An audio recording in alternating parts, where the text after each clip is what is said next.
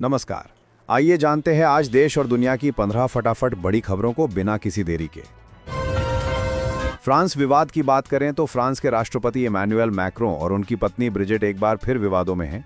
Brigid पर social media पर transgender होने के आरोप लगाए गए थे, जिसके बाद मैक्रों ने मानहानि का मुकदमा दायर किया। अब अदालत में ब्रिजिट के महिला होने के सबूत पेश किए जाएंगे। यह मामला फ्रांसीसी राजनीति और समाज में चर्चा का विषय बन गया है। ईबिस फ्यूल पर सवाल। केंद्र सरकार द्वारा प्रमोट किए जा रहे एथेनॉल मिश्रित ईबिस फ्यूल को लेकर वाहन मालिकों की शिकायतें लगातार बढ़ रही हैं। सोशल मीडिया पर एक फेरारी कार के इंजन खराब होने का वीडियो वायरल हुआ।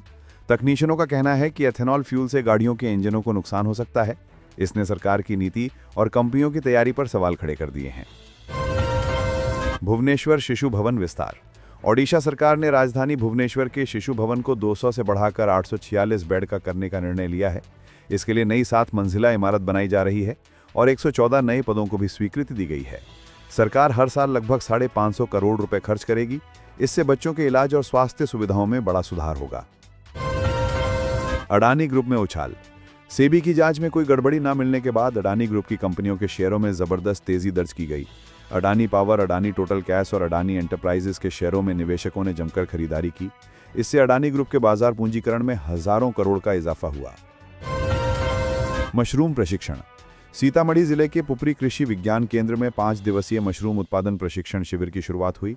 विशेषज्ञों ने युवाओं को बताया कि मशरूम उत्पादन रोजगार और आय का एक बड़ा साधन बन सकता है। इस ट्रेनिंग से किसानों और बेरोजगार युवाओं को नया रोजगार मिलेगा। उत्तर प्रदेश पावर कॉरपोरेशन ने बिजली व्यवस्था को सुधारने के लिए बड़ा कदम उठाया है। अध्यक्ष ने आदेश दिया है कि पुराने उपकरणों और सामग्री का ऑडिट किया जाए और जहां गड़बड़ी मिले वहां संबंधित अफसरों से वसूली की जाए। साथ ही ट्रांसफार्मर क्षति को कम करने और लाइन लॉस घटाने पर विशेष जोर दिया गया है। समाजवादी पार्टी ने 2027 विधानसभा चुनाव की तैयारी तेज कर दी है। अखिलेश यादव का फोकस युवा, महिला और किसान वर्ग पर होगा। इसके लिए पार्टी अलग अलग वर्गों के लिए अलग अलग घोषणा पत्र तैयार कर रही है। राजनीतिक जानकारों के अनुसार सपा के सामने सबसे बड़ी चुनौती जनता का विश्वास जीतना है।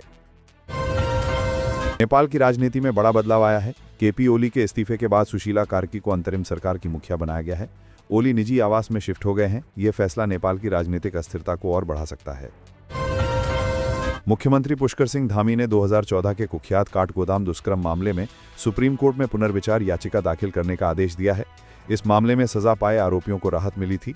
अब राज्य सरकार चाहती है कि पीड़िता को न्याय दिलाने के लिए केस दोबारा सुना जाए। महाराष्ट्र के पालघर जिले में एक फैक्ट्री में बड़ा हादसा हुआ।